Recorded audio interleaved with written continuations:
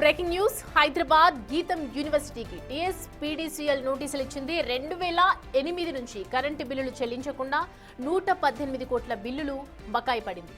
టీఎస్పీడీసీఎల్ నోటీసులను సవాల్ చేస్తూ గీతం వర్సిటీ హైకోర్టును ఆశ్రయించింది. ఇంతకాలం బిల్లులు వసూలు చేయకుండా గీతం వర్సిటీకి ఎందుకు వెసులుబాటు ఇచ్చారని హైకోర్టు ప్రశ్నించింది. సామాన్యులు 1000 బిల్లు చెల్లించుకున్నా కరెంటు కట్ చేస్తున్నారు కదా అని తెలంగాణ హైకోర్టు ఆగ్రహం వ్యక్తం చేసింది. టీఎస్పీడీసీఎల్ అధికారులు హాజరై వివరణ ఇవ్వాలని ఆదేశించింది.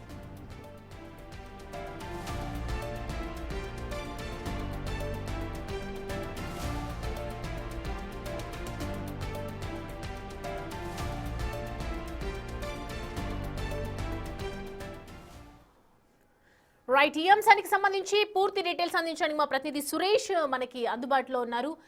సురేష్, 2008 నుంచి కరెంటు బిల్లు చెల్లించట్లేదు అంటే ఎంత పెద్ద మొత్తం వాళ్ళ దగ్గర బకాయిగా ఉంది అనేది అర్థం చేసుకోవచ్చు. అసలు ఎందుకు ఇంతవరకు మరి ఎలాంటి నోటీసులు వెళ్ళటం కానీ ఏమీ చేయలేదా? ఏం చెప్తున్నారు యూనివర్సిటీ వాళ్ళు? ఇప్పుడు నోటీసులు ఇవ్వడంతోనే ఆ నోటీసులని హైకోర్టులో సవాల్ చేయడం జరిగింది. హైకోర్టు విచారణ సందర్భంగా ఆశ్చర్యం వ్యక్తం చేసింది. ఒక సామాన్యుడు ఎవరైనా 1000 రూపాయలు బిల్లు చెల్లించకుంటేనే కనెక్షన్ కట్ చేసే కరెంట్ డిపార్ట్మెంట్ ఇన్ని సంవత్సరాల నుంచి 118 కోట్ల రూపాయల బకాయి ఉండడం పైన హైకోర్టే ఒక వింత ఆశ్చర్యం వ్యక్తం చేయడం జరిగింది. దీనిపైన సూపరింటెండెంట్ ఇంజనీరింగ్ హాజరై వివరణ ఇవ్వాలని చెప్పేసి కూడా హైకోర్టు ఆదేశాలు జారీ చేయడం జరిగింది.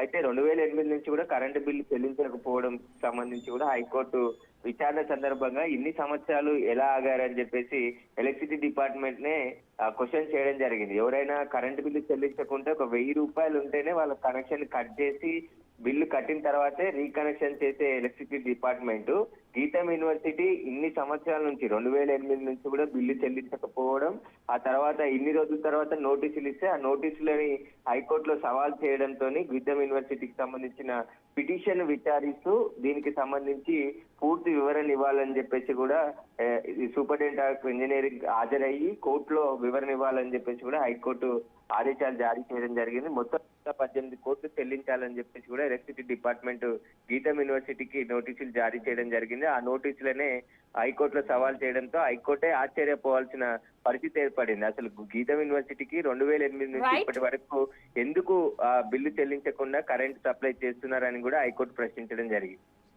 Right Suresh, thank you.